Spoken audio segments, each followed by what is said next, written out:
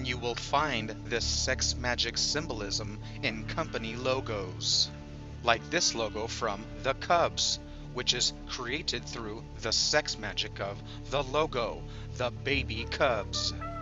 And this is the same symbol that you will find at the Vatican. And of course, we see this sex magic symbol at the United Nations, which is the exact same symbolism that you find at Solomon's Temple or in Washington, D.C. And this is why the Bible centers around the Hor, or the Horeb, Mount Sinai, the fertility of the fire mountain. And Mount Sinai is where Moses encountered the burning bush of the goddess. And of course, this is where they built the monastery, which is named after the moon. And this is why Mount Sinai is known as Jabal Musa, as in Baal, and the Musa, which is the horny moon mountain of Baal. And this is exactly why the mountain of Jabal Musa has the bull carved into it. And this is exactly why Moses, or Musa, came down from the horny mountain with horns. And like the Bible said, his hair of his head was white as wool. And of course he had the sexual fire in his eyes, so of course he had the white head with horns, because he is the penis head, the anointed one. And now the truth about angels. Let your imagination take flight with angels. They appear at key events in the Bible. The angel Gabriel delivers the message of the Immaculate Conception to Mary.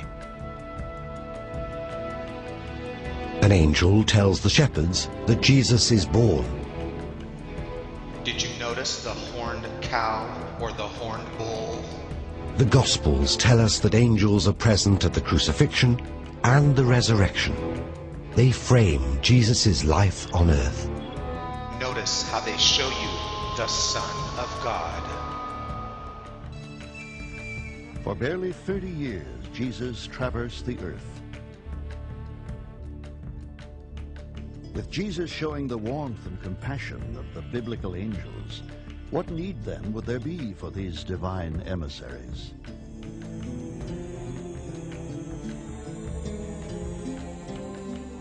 Only upon the death of Jesus would angels begin to reappear. From this very moment, when an angel announces the resurrection of Jesus,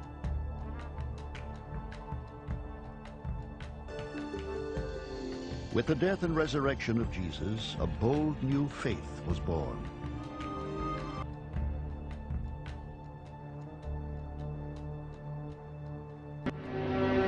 They appear at key events in the Bible. They frame Jesus' life on earth. In the last book of the New Testament, known as the Book of Revelation,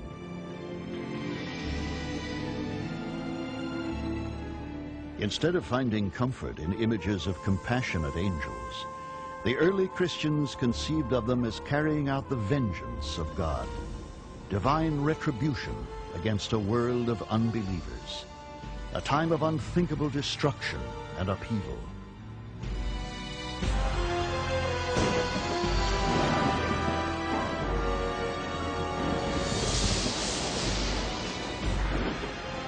Suddenly, disturbingly, in Revelations, a tumultuous battle erupts among the angels in heaven.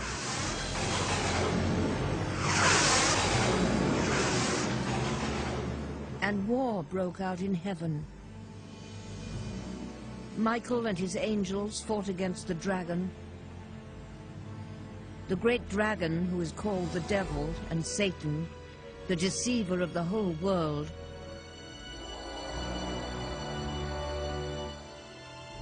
He was thrown down to earth, and his angels were thrown down with him. Revelation 12:9. Although the Archangel Michael vanquishes Satan and his forces, the earth itself is so racked with evil it is doomed to experience the terror of the final days, the last judgment of God. They frame Jesus' life on earth. They appear at key events in the Bible. You see, in the real world, angels are not real at all. So why do you think it is that angels frame the life of Jesus on earth? And why do you think they appear at key events in the Bible? Because the truth is that an angel is the ang of El, or an angle, which is the same thing as a cornerstone. You see, because we're talking about the zodiac wheel, the annual wheel of the year, the 1 year it takes for the sun, or should I say the earth, to revolve around the sun. And this is why Monday and Sunday begin and end our week, which of course is the moon Monday and the sun Sunday. And this is exactly why the most important angels in the Bible are Michael, which is the son of Sunday, and Gabriel, or Jibrael, because this is the angel of Moon's Day, or Monday. And why do you think it is that Gabriel will be the one that blows the horn at end times? Because we're talking about the end of the annual year during the 12th month of cold winter and death, at the end of time, before time is reborn, like the month is reborn, or like the year is reborn. And believe me, there's not going to be a rapture or the end of the world. It's just the end of an age, because a rapture is just the raw aperture, like the aperture of your camera, again dealing with the sun. And again, the apocalypse is just the Apollo eclipse, or the eclipse of the sun. And this is exactly why we have the book of Revelations, because we're talking about the sun revolving around the earth, or the earth revolving around the sun in modern times, because the ancients actually thought that the sun revolved around the earth. And this is why Jesus is the firstborn of the dead, because the sun dies and re-rises every year. And of course the sun is reborn from the dark death every day. So you see, the earth will come to an end at the end of the year, during winter time, the time of death and destruction. But then Jesus will return, or the sun will return and save everyone and bring us a new year. And that's exactly why the Bible in Revelations says the appearance of the Lamb means the arrival of Jesus. The sun will return and be reborn for the new year. And why do you think the magic number 7 can be found throughout the Bible? I mean, why do you think the number 7 is so lucky? And why are there 7 sins, or the 7 sacraments, or the 7 seals of Revelations? Because we're talking about the sun, which is the 7th day of the week. And that's exactly why they make 7 circles around the Kaaba stone.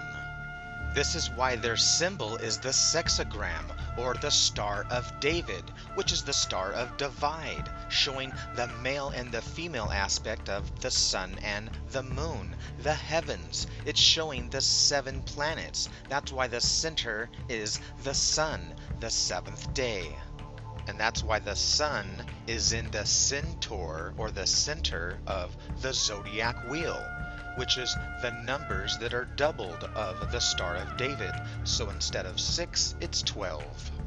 And this is why God's number is the 6th day, Saturn's day.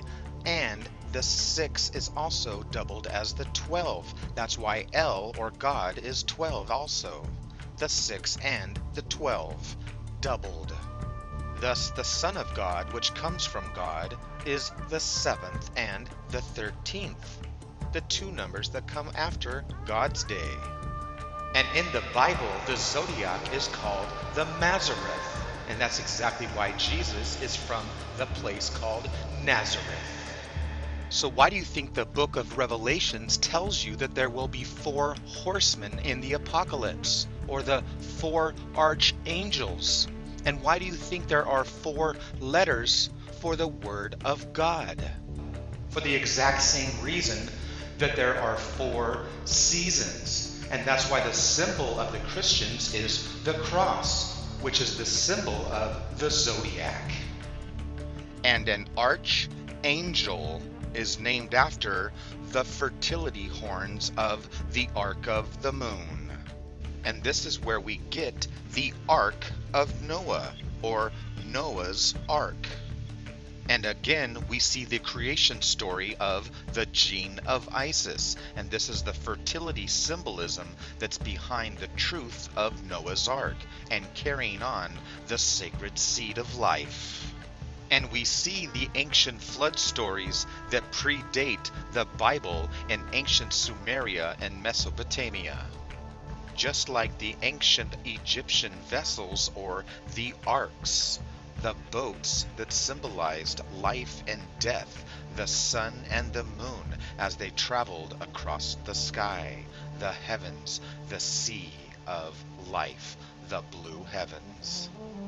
In the Egyptian creation myth of Heliopolis, we see the release of a bird that flies over the waters until it reaches land, or a rock, exactly like in Noah's Ark, in the dove. So we find the goddess moon arch, or ark, in the buildings of churches because it represents the goddess, the fertility that comes from the birth or the gene of Isis. And this is why Moses, when he went to Mount Sinai, came down with the Ark of the Covenant, or the Ark of the Moon, which is the ark of the sacred goddess, her box, her ark, her arch. So now you know why we relate boats to females, because they are a vessel, the sacred vessel of the goddess, which is why we have a blood vessel, which is the sacred blood of the goddess. And this is why a boat, or the female, gives birth at the dock. So the sacred golden ark, or the sacred vessel, or the chalice, is nothing more than the sacred bloodline of the female goddess of Mary, which represents Mars in Aries, the house of the Lamb, the baby son. And so we have Ezekiel, the prophet, who had the vision of the wheel within a wheel. And of course, the wheel within the wheel is simply describing the microcosm and the macrocosm, a solar system that revolves within inside of a galaxy, and the galaxy revolves within inside of the universe. As for the appearance of the wheels and their structure, it was like the glow of chrysolite. The 4 of them had one likeness, and their appearance and their structure were just as when a wheel proved to be in the midst of a wheel. When a wheel proved to be in the midst of a wheel. When a wheel proved to be in the midst of a wheel. The word of Jehovah occurred specifically to Ezekiel, the son of Buzi, the priest in the land of the Chaldeans. And the Chaldeans were an ancient stellar cult that means moon worshipper. By the river Kibar, and upon him in that place the hand of Jehovah came to be. And I began to see and look, a great cloud mass and quivering fire, and it had a brightness all around, and out of the midst of it there was something like the look of electrum out of the midst of the fire. And out of the midst of it there was the likeness of 4 living creatures, and this was how they looked. They had the likeness of earthling man, and each one had 4 faces, and each one of them 4 wings. And their feet were straight feet, and the sole of their feet was like the sole of the foot of a calf,